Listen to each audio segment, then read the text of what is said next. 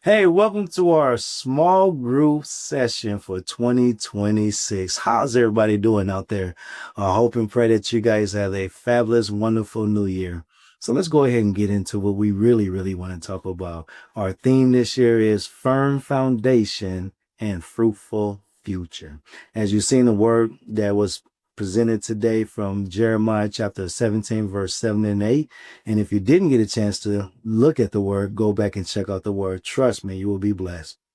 One of the things that we talked about was blessed is a man that trusts in God. And then Jeremiah talks about in verse 8, which we didn't get a chance to get to yet, but I do want us to use this as a reminder that God said we're supposed to be planted like a tree by the springs of water. So, but the first thing he tells us in Jeremiah was that if we want to be blessed, we got to trust God. And let's just tackle this real quick. In order to unlock blessings, obedience is required. It's not an option. It is required.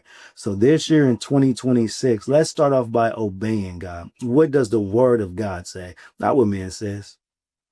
Not what our friends say, not what society says, but what does the word of God says?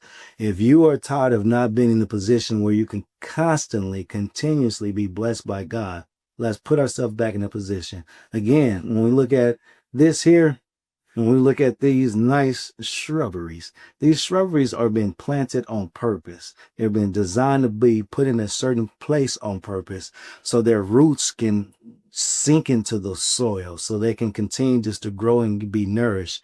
And our obedience, that's what happens. When we obey God, we continue to be nourished by the word of God. And I wanted to challenge this year in every area, and I mean every area of life, to trust God in everything. Whether if it's in your relationships, let's trust God. In your finances, let's trust God. With your family, let's trust God. With your health, let's trust God.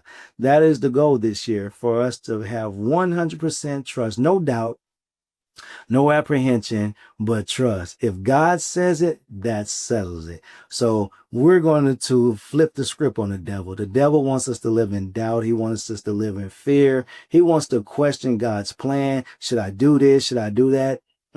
We're not going to do that this year. We're going to operate in 100% in confidence and trusting in the Lord. I want to be blessed, and I want you to be blessed. In order for us to be blessed and God's blessings to be upon us, we have to obey and trust what his word says. God bless you. Love you. See you next time.